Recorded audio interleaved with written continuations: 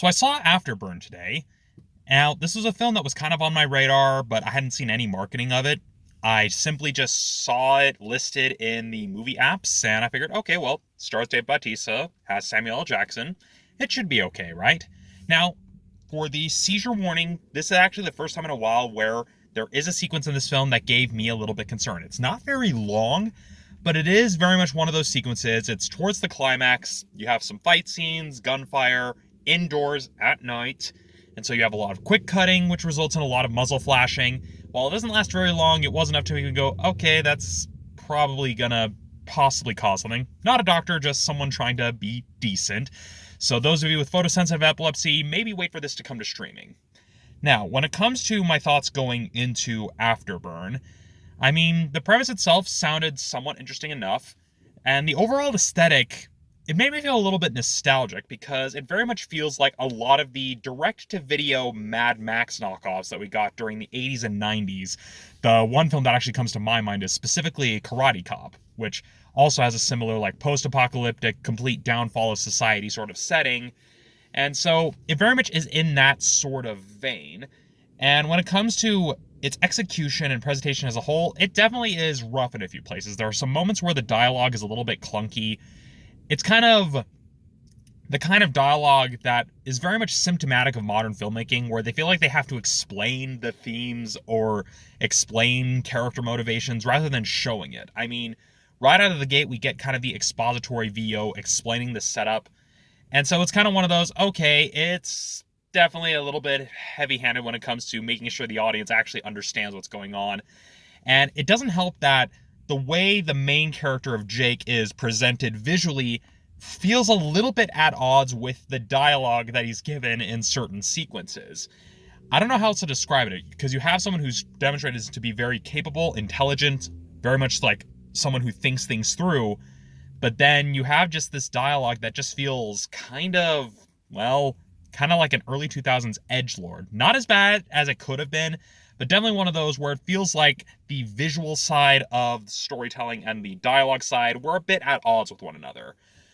And all that said, this film does have some pretty good action, and I can't help but deny that it has a certain charm to it. It has almost kind of like a schlocky indie movie charm where it's like, hey, we don't have a lot of money, so we're going to put a lot of our budget into the action and the explosions. And at least it has kind of an earnestness to it, where it isn't cynical in what it's trying to do. It very much is we know we're ripping off Mad Max. We know we're being kind of a schlocky action movie, but this is what you pay for. And so I kind of like that. It has kind of that charm to it, that almost nostalgic charm that this feels like the kind of movie you would see on a cable network if you were just flipping through or find at a video rental store back when those existed.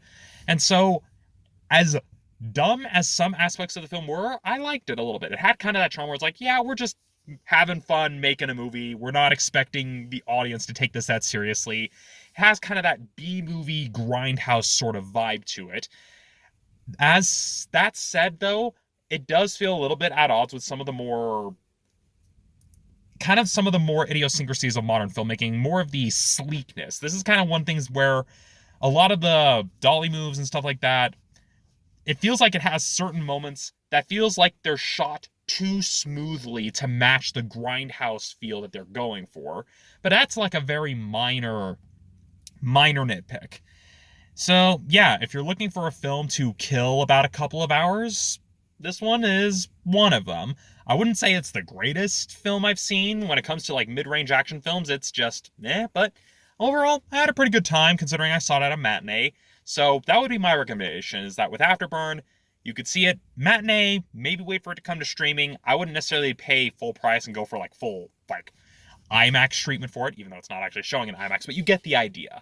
So yeah, to kind of summarize, the action was okay, and it's clearly where most of the budget went, and at least it's executed moderately well. At least they actually do the sense of letting certain parts of the fight scenes actually breathe and actually let you follow what's going on, except for that bit towards the end that I mentioned in my seizure warning.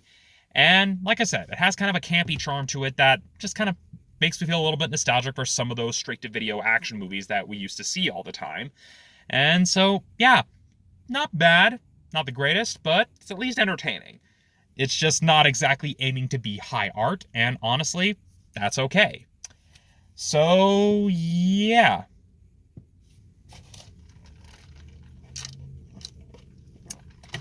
I really need to come up with a way to end this smoothly, because I'm not used to doing this in one take.